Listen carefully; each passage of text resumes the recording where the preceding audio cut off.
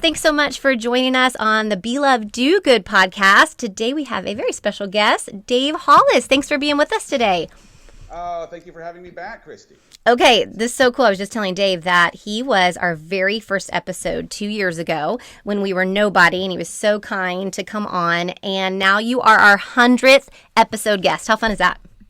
Unbelievable. I mean, it's awesome to think that you were 100 episodes in. Congratulations. But Thank you. Circle of Life moment of being first and 100th. It only means that I will now have to come back to be your 1000th. Right, in 27 years. That'll be great. Alrighty, so we're kind of going to dive in just pretty quick because there are so many components that we can talk about. I really want to dive into this new book that you have written, Built Through Courage, what that's about, and I really want to talk also about how we can invest in our kids and how we help them be strong through adversity, teaching them who they are at a young age. So when they're our age, they're not like, what are we even doing in life? So tell me a little bit about your book, Built Through Courage. I just want to know, I love asking authors, what does the phrase built through courage, like why did you pick that title? What does that mean to you?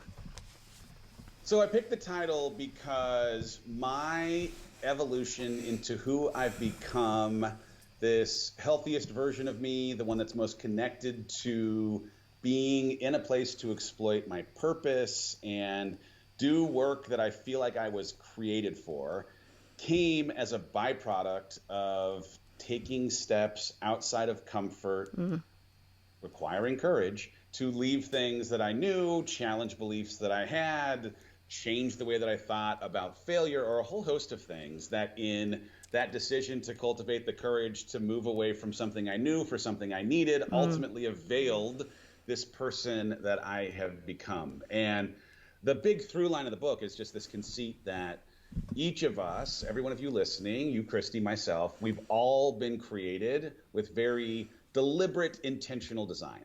And that our individual experiences, our wiring, the way we think and feel and love and do all the things that we do are fundamentally and totally unique to us as the only person living or ever to have lived that has that mix of stuff. And as you can appreciate then that there is a uniqueness to you, part of what we have as a mandate in life is to honor the intention of a creator who put us here with purpose in mind. Yeah, I love that.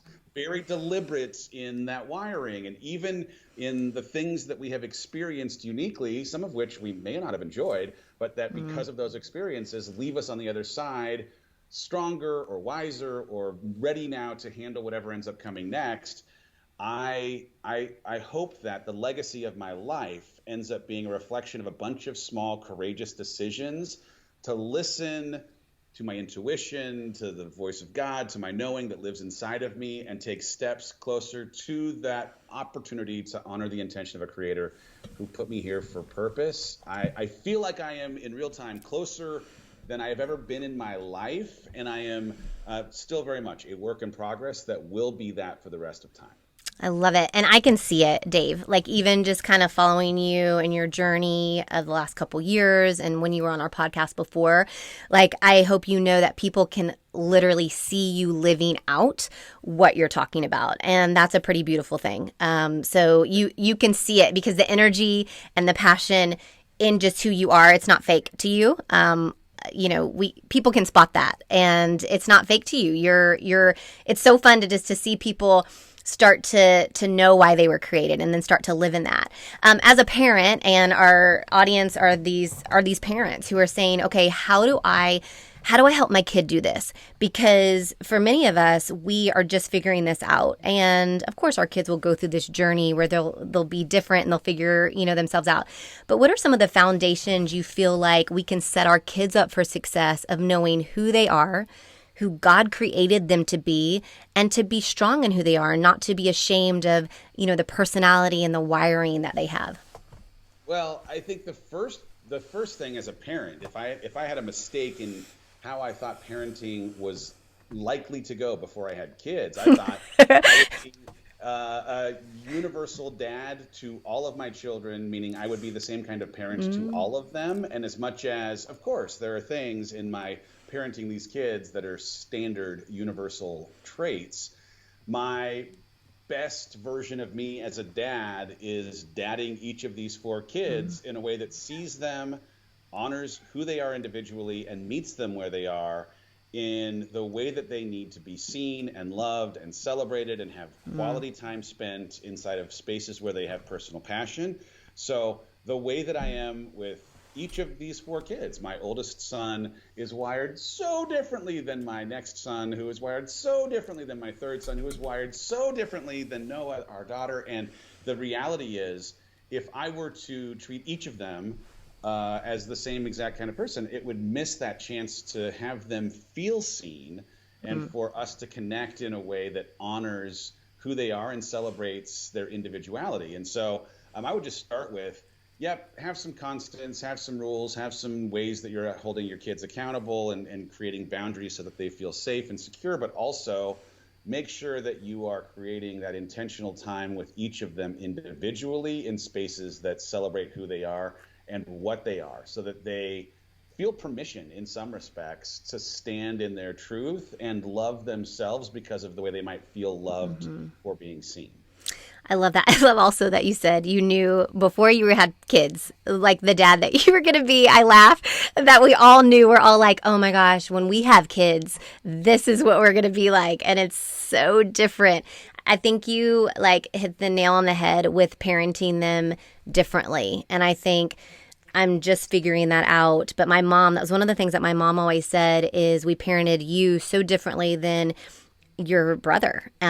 He was a rule follower. He, did what we actually said to do. And for you, your grandpa said you have to let her have her head. He was a horse trainer, and it was kind of like a horse. Like you had the reins of the horse, but you couldn't be pulling the whole time. You kind of had to let me have my way. And they really did parent me that way. And things that I loved that my mom, like I'm very sporty. My mom literally had no idea what a basketball was, but she celebrated who I was.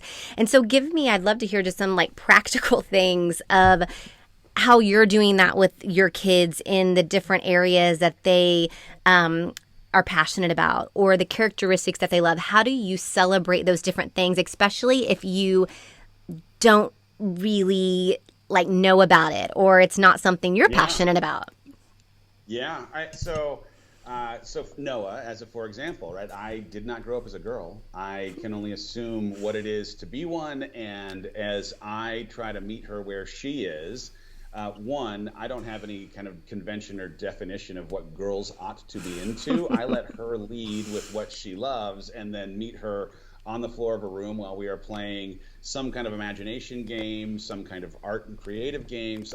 But it ends up being a little bit of a choose your own adventure. What would you like to do with this dedicated window of time where we are going to connect in a way that lets you lead us into an adventure or something that's imagination filled, whatever it might be?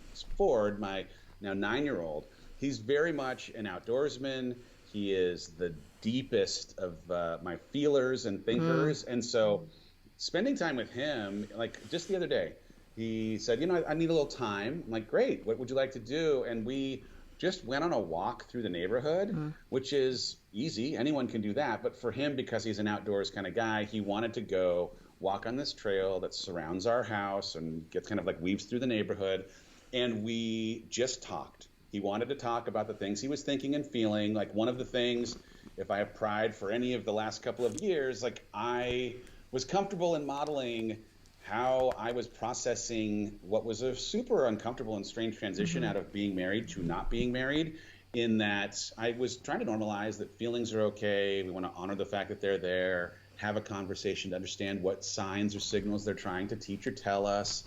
Don't demonize the fact that you're having these feelings. And in a great way, with my most feeler of feelers in Ford, there's something in those walks that allow him now this forum to have a conversation in the same way that I might my therapist, he does with me. And it's awesome. And it's not like, if we want to have fun, we'll go dig a hole out in the garden and see if we can't find water, which in Texas, the answer is you cannot. Doesn't matter how far you dig. But we go out there and just have some fun in the dirt. My older son, Sawyer, he is a sportsman. It's the thing that lights up his soul. He has connected to this thing, which I obviously have connected to, which is as you can find something that you have passion for and have a possible opportunity to develop mastery around, pour into that thing. And he is someone who is developing mastery for baseball.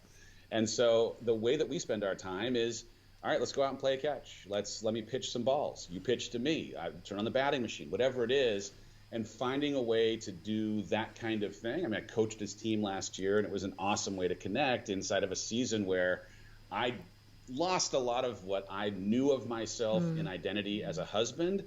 Having that opportunity to coach and be present in a space where it was super important for him was not just about bonding, but it was also about reestablishing one of my core pillars of my identity. And my oldest son, Jackson, he's more an intellectual. He loves science and school and reading. And so our conversations are often ones where I am allowing him to teach me a thing that he is himself learning or diving into. So like he's been really into coding lately, a thing I know literally nothing about. But there's something beautiful in being able to sit with him while he can explain a thing that he is developing some skill around that I know zero about, in a way that makes him feel good for the way that he is growing and learning, but that also in teaching it to me gives him a sense of significance. And me responding the way that I do affirms that, man, you're so smart, you're working so hard, I appreciate the effort, this is so cool. And again, it's just about being seen. He gets to be seen as himself and celebrated for who he is. I love what you just said, being seen. Everyone wants to be seen. Whether, and even if we don't understand it completely, everyone just wants to be seen. And I love that you're doing that with all your kids. And what you just said, I appreciate the effort. I appreciate the hard work. You know, all those things that are character qualities that we're trying to teach, you know, our kids and what they do. I kind of want to take you back to what you said was a hard season in your life. And one of the things that I know working with youth and working with my own kids is that sometimes it's more caught than taught. So we could say to our kids, do this all day long. But if they don't see it through us, if we're not an example, it doesn't make sense to them. So tell me a little bit about how you exemplified what you're talking about, you know, talking about a little bit like you lost that identity and finding that back. How did you show your kids how to walk through adversity? Like what was appropriate to show them? How were you an example in a way that they saw dad was going through something really hard and they were going through something really hard and they will go through things that are even harder. How did you show them as you walked through that? Because I'm sure that was a difficult and tricky thing, but also like life-changing. Yeah, it's interesting because there are multiple schools of thought on this, and I'm not professional in a sense to say that this is necessarily the right way, but I gave myself permission to work through what was a really hard thing for me and for them in the transitioning from one house to two and married to not, by being okay letting them know the days that I was not doing perfectly well. And I, you know, if I had to cry, I felt comfortable sharing, like, hey, you know what? Yeah, I was upset today. I cried. I tended to not do it in front of them necessarily, but there were plenty of days, man. I had like a Cal Ripken-esque streak of days where I was crying on consecutive days. And to deny that there was pain and grief in the transition would have been to deny who I am, and also would have maybe not allowed them to feel like they had permission to be upset or be sad or process their grief or emotions. And so I think in trying to find a way to at least expose them to enough of what was happening, but not too much that it made them frightened or feel even more weight of sadness. There's a fine line, but at the beginning of my journey, I really spent a lot of time. I mean, I'm financing the boat of a person named David, who was my therapist, in a conversation around self, right? I really went on this exploration of who am I now that I'm no longer who I was. And the work that I ended up diving into was around a topic in psychology called internal family systems. It's a little complicated, but the idea is that I am self. I am the observer of my thoughts and my emotions, and that they, as parts of me, are something that I can have a relationship with. I'm not my thoughts. I'm the observer of my thoughts. I'm not my feelings. I'm the observer of those feelings. And I become a detective as self, trying to understand what role they believe themselves to be playing.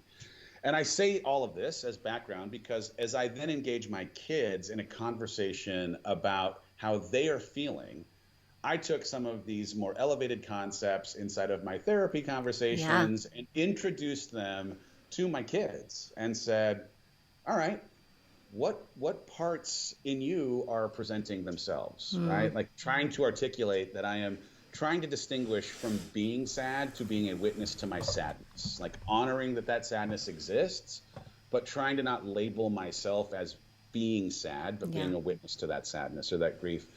And in a great way, it afforded us a conversation through some of that language that allowed them, in some ways, because they have imaginations that don't discount some of the ways that adults might poo-poo things like this. Right. And they were like, yeah, this is kind of like Inside Out, where I have feelings like sadness. Like, yeah, that is kind of what this is like. Let's have a conversation. And in the course of the last couple of years, like all of them in some capacity outside of Noah have journaled. We have Mm. found ways to create safe space to talk during bedtime about what you're feeling and have again like celebrated not the fact that sadness or grief might show up one day, but that the ability to have conversation about it doesn't make it bad or wrong, that you're feeling these things doesn't make you bad or wrong, but that if you can, in the comfort of talking through that discomfort, it might allow you to create healing or have a little bit of closure or find something of a bridge between feeling not as great to feeling a little bit better.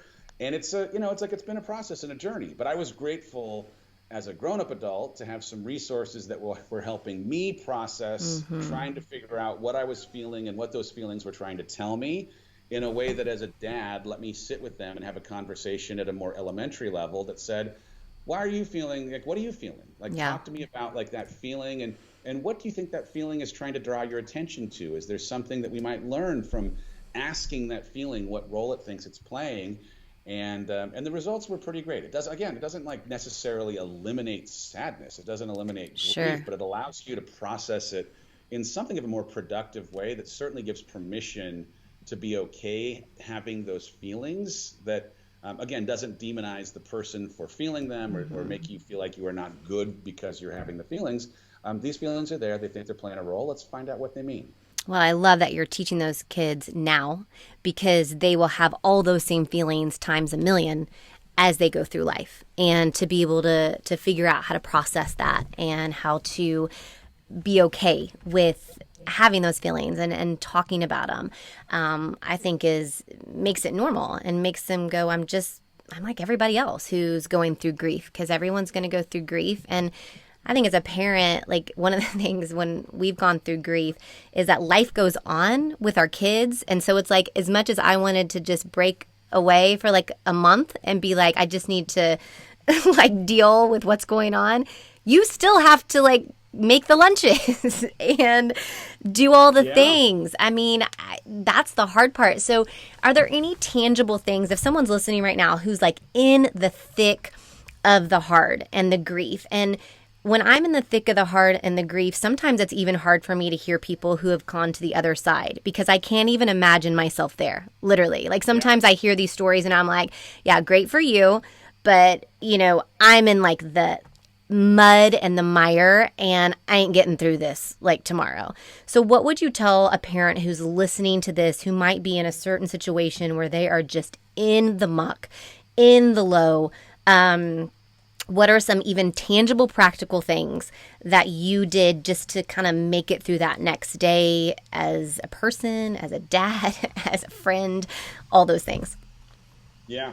I mean, the first and most important for me was community with people who understood the journey that I was taking and were further along the path. Mm. I mean, I was blessed is a massive understatement to be introduced to a human being, and Heidi, this person I'm now dating, who, though I was not looking to date another human being, happened to come and record a podcast that I was emotionally incapable of actually getting words Mm. out into the microphone for, that started a friendship that turned into something more because of the way that she was able to normalize my struggle. Like there were things that I was experiencing that when other people would say, don't worry, it'll be fine, and they had not themselves been through divorce or were negotiating and navigating how to have kids go back and forth and things were happening, I couldn't hear it. But because she was about a year ahead of me in this journey and had some experience with how normal the things I was feeling ended up actually being, it gave permission for those things to exist in a way that didn't make me think I was broken for feeling them. Yeah. And had in some of our conversation advice or tips on things that had worked when she was at that stage of the tunnel, as I like to call it, crawling through the crap to get to the freedom in the Shawshank Redemption kind of way of thinking of this. And there was beauty in that because there was a promise of things to come, and in the hope that she was able to gift me, I started seeing signs of that hope because of now looking for it. So that was one. Two, I really, like I am a person of faith. I leaned into my faith, and James 4:8, when you draw close to God, God draws closer to you. I had always been a person of faith, but I never truly had my faith tested the way that I feel like these last couple years have tested it. And as it turns out, it's only when it's tested that you actually get to experience the beauty of faith. And so for me, leaning into that and a community of people who could remind me of my truth in the days that I might doubt it was massively important. And so I had the beneficiary of the pastor of my church sending me a single 11-word text for the first 2 months of me going through this journey, which was, is there a small piece of sadness that I can hold for you today? Stop it. That's every day, so same good. Text, 8 weeks worth of time. And it wasn't so much that he was like, hey, I've got the remedy, I can eliminate your pain. Yeah. It was this suggestion of solidarity and walking alongside something that I had never experienced and had never had to deal with. And just knowing that that person was there and that he was looking to just take a tiny bit of the burden off made the decision to keep taking steps forward on the days that I didn't feel like getting out of bed an easier thing to do. So, I trust me, at the beginning when someone would say like, don't worry, it gets better. You're like, shut up. Shut your mouth. You do not know what I am going through. Right. What I now know, and this is again, like, if you're at the very, very beginning of a journey where a relationship is transitioning, you may not need or want to hear this, and you might not even believe it, but I would have fought for my entire life to stay inside of a relationship that I can see now on the other side of it having ended has produced the best version of me, the best version of her, and the best version of our family, at least the best version in years and years and years. And I don't know that I had the objectivity to appreciate the possibility of how good things could be on the other side of the grief. And I know as a person who today, this is going to sound vain, but I am in the best health of my life, best physical, mental, spiritual, emotional, relational health of my life. And I started 2020 with this insane proclamation that 2020 was going to be my best year ever. I may have, in fact, brought the pandemic on for y'all. Thanks a lot. What I didn't know when I made this proclamation was that I wouldn't have any say in the conditions that would bring my best forward. And so I now know at the end of my life, hopefully 40, 50 years from now, that when I'm asked about the most important best year of my life, that among the very, very top of that list is going to be 2020, because my hardest year ever also simultaneously was my best year ever. And it was my best, not in spite of the things that I had to work through, but because of the things that I had to work through. I would not have the faith that I have if I wasn't brought to my knees by the hardest thing I've ever had to experience. I would not be as close to my kids if it weren't for the fact that we had to go through the hardest thing we ever have.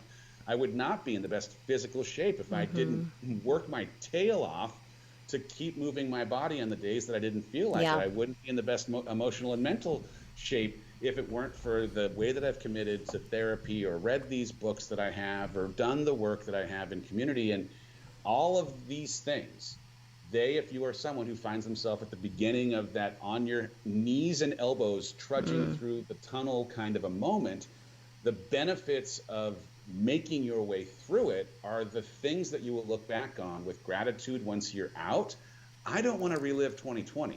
Trust me, none of us do, right? Right. I don't. But I can, on September 14th, as we're recording this in 2021, tell you that I am grateful, overwhelmingly grateful for having gone through the hardest and worst times of my entire life because of the beauty that was produced, the muscle that was built after it was broken down. I love that. And I think it gives hope for others as well. I think when you talk about faith, a lot of us, have faith. A lot of our listening are Christian parents, but our faith, like you said, is not tested. Or maybe we think we need God, but when we have nothing left, like literally nothing, that's when our need for him is so overwhelming. And that's when we actually need him, right? That's when that's all we got. Like we got nothing else. We don't have our own strengths and our own this and our own that and our own comfort. Like there's nothing left but him. And I think seeing our kids watch us do that and seeing our kids reach out to our faith and being vulnerable in community, like actually telling others what's going on with us, I think is the best example for them, to help them to say, you're going to go through some uncomfortable things. That's life.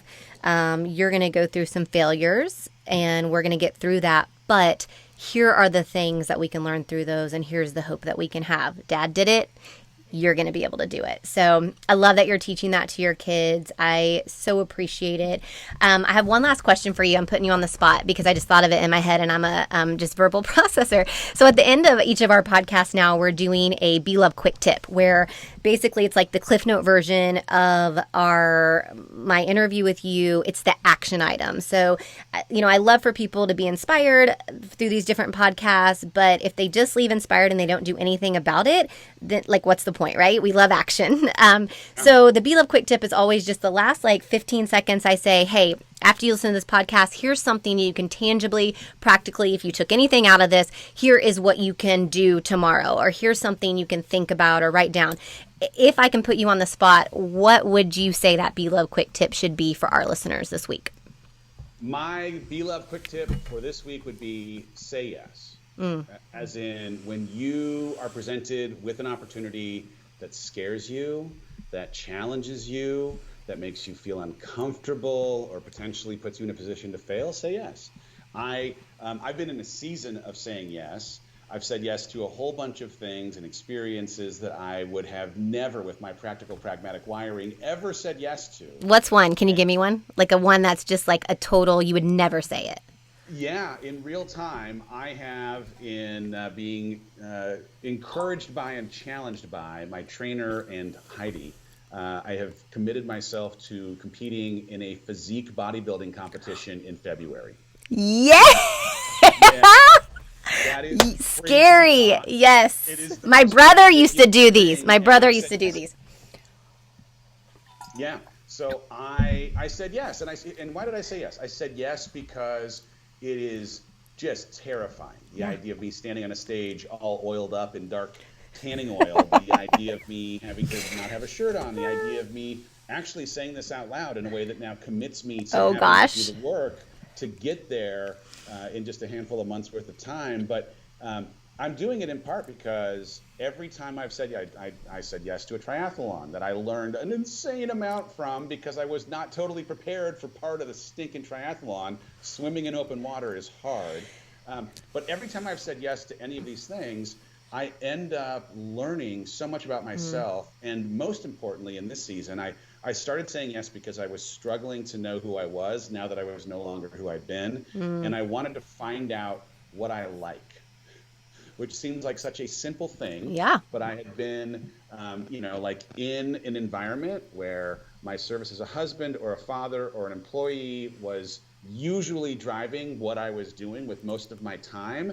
And when I found that some of my identity was now gone in the absence of being married, I was struggling to come up with a list of things I like to do in my spare time. Yeah. And now I have spare time. It's not an ideal thing, but one of the byproducts of divorce, I don't have my kids half the time. Yeah. And so I have to fill my time. And as it turns out, trying a bunch of new things and saying yes is where I now get to dip my toe into places where passion might reveal itself. Yeah. And I want to enjoy things that light up some passion in my life. And that only happens when you try things that you've never tried before. So Well, say yes. That's a long answer. That's good though. I like it because you're going in with not low expectations, but you're going in with a different mindset. Instead of going in with like, I'm going to win this and be the best and do this, you're going in with a mindset that says, what can I learn from this? Even if like I hate it and I totally suck at it, or maybe I love it. There's like no expectations. It's just, I'm going to go in with a yes. That's it. So I love that. I think it's great. I am not going to win. I'll just be like, let's put it on the record. I won't win. I'm going to try as hard as I can, and I'm going to learn, and I'm going to do my best to not make a fool of myself, and I'm probably going to get some people that want to say snarky things about it anyway, and who cares? It's going to be fun. Well, and I think that's another example for your kids to be like, here's what we do. We try. And if we fail, we fail, and we do something else. That is life. That's what I'm trying to teach my kids right now, and they're failing. I'm like, that's great, baby. I was like, we do it again, or we try something else. So I love that.